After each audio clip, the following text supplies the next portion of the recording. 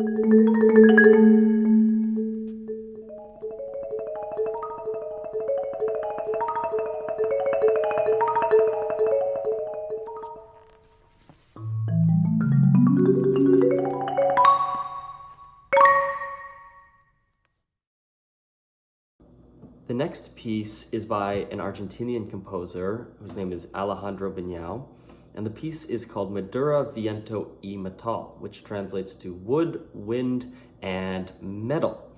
What's unique about this next piece is that it actually combines the marimba with electronics. So Viñao created an entire electronic track that merges with the live marimba sound. It's very cool. All of the sounds that are in the electronic track are made up of or comprised of those elements that the title suggests. So wooden sounds, wind sounds, and then metal sounds. So they're processed and altered in various ways, but it all is derived from those materials in some way. I think that this piece is one of my favorites on the program because it combines certain complexities with a very accessible style. So you're hearing really well-crafted, intricate music that has a surface level appeal that I think everyone can appreciate and will be interested in. I think it combines those two things really well, which is my favorite type of music personally. So enjoy this next one.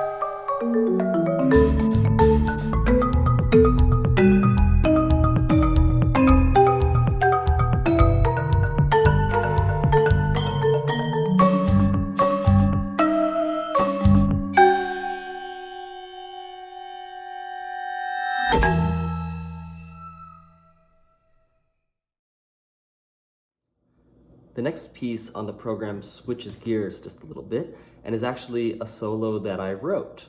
And instead of being for the marimba, this is actually written for the snare drum. And whenever I share my snare drum solos with people, I think that they are hesitant at first, or you're not sure if you want to listen to a full-length solo that is just snare drum. And it's always my hope that I can take that instrument and create some sort of really interesting musical textures out of it, far beyond what you might expect from just a normal snare drum. So most people have seen a snare drum where you can picture that sound in some way, and throughout the course of the piece, you're going to hopefully see it played in ways that you wouldn't expect, trying to create as many different sounds as possible from this one single instrument. In particular, you'll notice this in the second movement. The second movement is all about taking various implements, and specifically you'll see a super ball, like a really big bouncy ball, and it is attached with some sort of handle, and you drag it across the head. And what it does is the super ball sticks and bounces across the head and creates this almost scraping like sound, or like a sustained sound out of the snare drum. It's very, very cool. So Searching was one that I wrote a few years ago. It's for a special type of snare drum. It's for an orchestral snare drum. There are various types. There's drum set snare drums, orchestral snare drums, marching snare drums. They all have slightly different sounds and slightly different properties or ways of playing. So this is an orchestral snare drum solo that's actually in 3 different movements. The whole thing is called Searching for Solo Snare Drum. And I wrote it when I was kind of searching for ideas, searching for an identity as a musician a few years ago, and just trying to question what type of music do I want to play, what things am I interested in, and so it's kind of a reflective piece, but also hopefully a very appealing piece as well.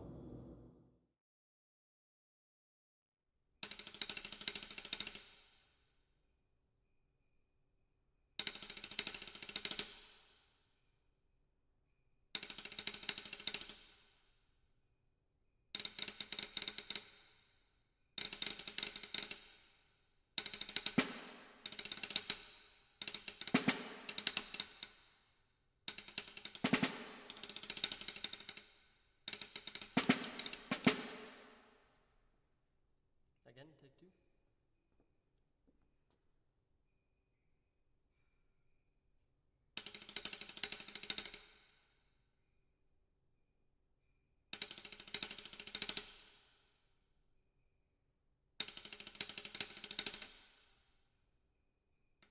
Again, take 2.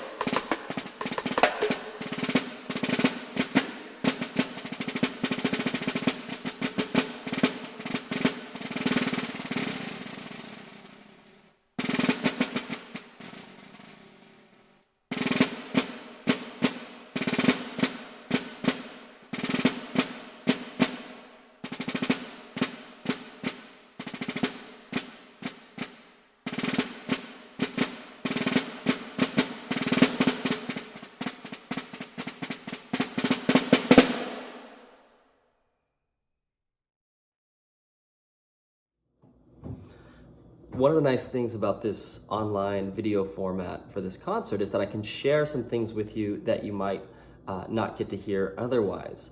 So in this next piece, you're actually going to hear my quartet, which is a group called Icarus Quartet, and we have 2 percussionists and 2 pianists. So I think it's really, really great that I can bring some other instrumentalists along on this program that if we were doing it live, we wouldn't have the chance to actually see. So I think that's pretty cool. This piece is called Entrelac, and it is by a composer and a good friend of ours. Her name is Natalie Dietrich, and Entrelac is a knitting technique. It's not something that I know that much about or definitely cannot do, but I know enough to know that it's a knitting technique that creates kind of a diamond-like pattern and looks like woven material in some way. And you'll hear throughout the course of the piece that there are various musical lines, and it's this idea of weaving these lines together to create some sort of larger surface in some way. So there's 2 different movements that go with it, and yeah, I'm really excited to allow you to hear the full group, the full Icarus Quartet, of which I am just 1/4 of.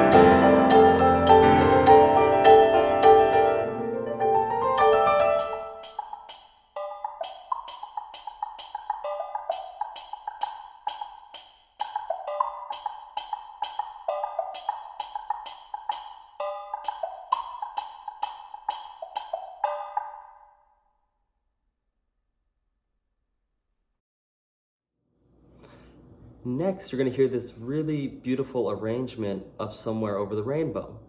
And I like to take this moment to explain what an arrangement of a piece is if people don't know or haven't encountered it before. So if there's a pre-existing piece of music or a melody or a chord progression or whatever that is, some piece of pre-existing musical material, then a new composer will take that and will shape it and mold it into something else. So in this, the famous part of Somewhere Over the Rainbow is the melody that goes with that.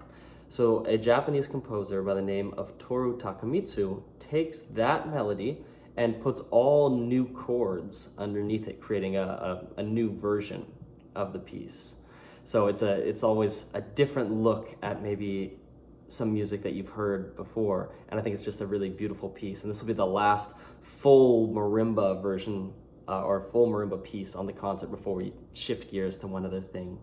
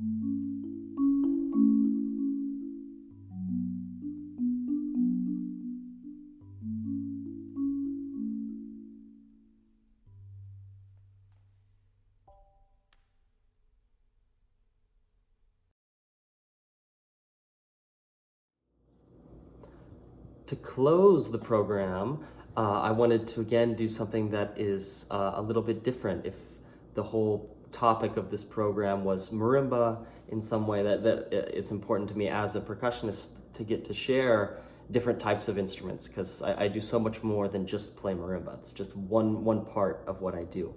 So the last piece I think will be a great closer to the program, and it is a multi-percussion solo called Anvil Chorus. And a percussion solo, it can be anything, made up of any percussion instruments. So in this case, those instruments are kind of left up to the performer to pick. So the composer wrote the piece, and there are general categories for instruments. So it says, find 3 resonant metal sounds, find 4 non-resonant metal sounds. I think the only sound that is actually given to you is a bass drum. So you'll see that I'm playing a bass drum with my foot in part of the piece. That instrument is actually listed in the score, in the music, telling me what to play, and everything else, it is up to you as the player to find and to experiment with to create the type of sound and the type of piece that you want. So thank you so much for listening to this whole program. I hope that you have enjoyed it. Thank you so much to the county libraries for bringing me out, both in the month of September and October, and then today again to get to share this online program with you. So thank you so much, and enjoy the Anvil Chorus by David Lang.